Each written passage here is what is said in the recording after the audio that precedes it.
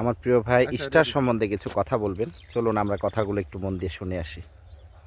আমরা ফেসবুকে যারা কাজ করি তারা সর্বপ্রথম যে সেটআপটা পাই সেটা লেখা আছে যে সেই টুলসটা হলো স্টার সেটআপ। আসলে স্টার সেটআপটা কি এবং কেন? এই স্টারের বাংলা শব্দ অর্থ যে হলো তারকা, এটা আপনারা সবাই জানেন। তারা এই তারার পিছনে ঘুরতে ঘুরতে আমরা নিজেরা কি বেকুল হয়ে যাচ্ছি, কুল হারা হয়ে যাচ্ছি, তীর হারা হয়ে যাচ্ছি। একটা স্টারের মূল্য কত সেটা কি আপনারা কখনো ভেবে দেখেছেন? কেউ যদি কখনো যদি কোনো স্টার সেন্ডার আসে আমাদের সামনে, আমাদের লাইভে কিংবা আমাদের পরিচিত কেউ যদি আসে, তখন তাকে না পারি আমরা বুকে জড়িয়ে নিতে, মানে পারি না যেন তাকে আমরা ভিতরে ঢুকিয়ে ফেলি। কেন জানেন? যে ভাবছে কি একটা স্টার সেন্ডার অনেক মূল্য, তাকে অনেক সম্মান করি আমরা, এটা ঠিক আছে, কিন্তু তিনি গিফট করেন একটা স্টারের মূল্য আপনি পাবেন হলো 1 সেন্ট, মার্কিন 1 সেন্ট, অর্থাৎ বাংলায় কনভার্ট করলে যেটা 1 টাকা হবে।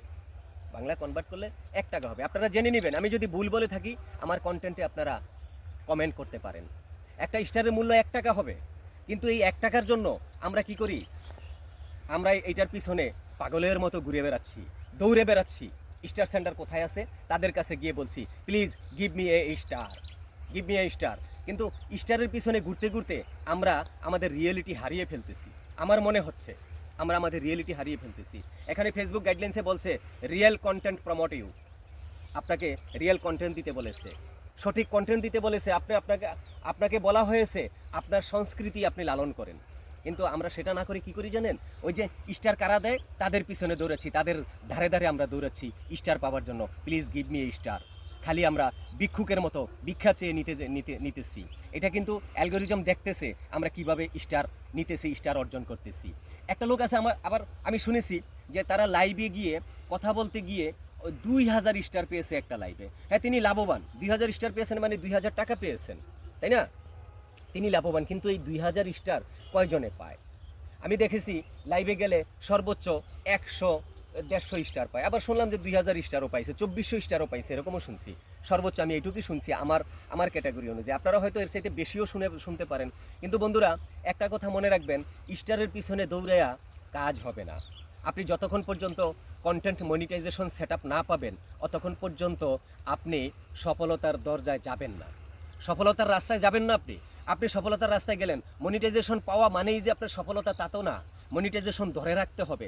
মনিটাইজেশন যখন ধরে রাখবেন তখন আপনি ধীরে ধীরে আপনি সফলতার দিকে যাবেন। সফলতা কখন আপনি অনুভব করবেন? যখন আপনি পে আউট উইথড্র করবেন।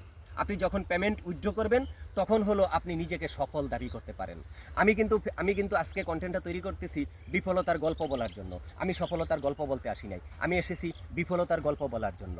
আপনারা বিফলতার গল্পটাকে আগে স্মরণ করেন, তাহলে আপনারা সফলতার দিকে দৃঢ় চিত্তে আপনারা হেঁটে যেতে পারবেন। ধন্যবাদ সবাইকে।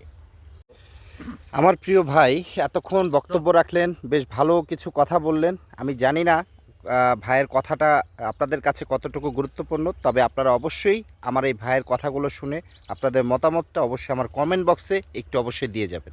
ধন্যবাদ সবাইকে।